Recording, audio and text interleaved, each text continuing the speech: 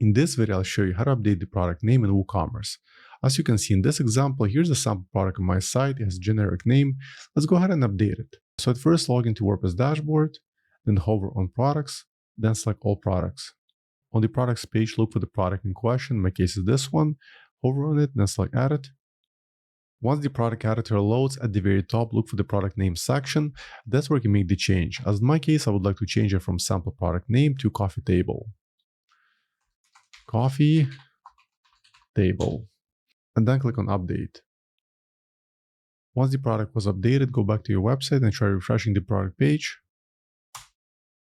As you can see, here's the updated product name, but we still need to edit the URL slug right here. For that, once again, go back to the WordPress admin, and then look for the permalink section, click on edit, highlight the current URL slug, then press delete on keyboard, and then select OK. Now, once again, click on update. Then go back to your website and try refreshing the product page once again. And as you can see, the product URL slug now fully matches the product title. So for now, that's all for this video. I hope you found useful. If more WordPress tutorials, please subscribe to my channel. Thank you.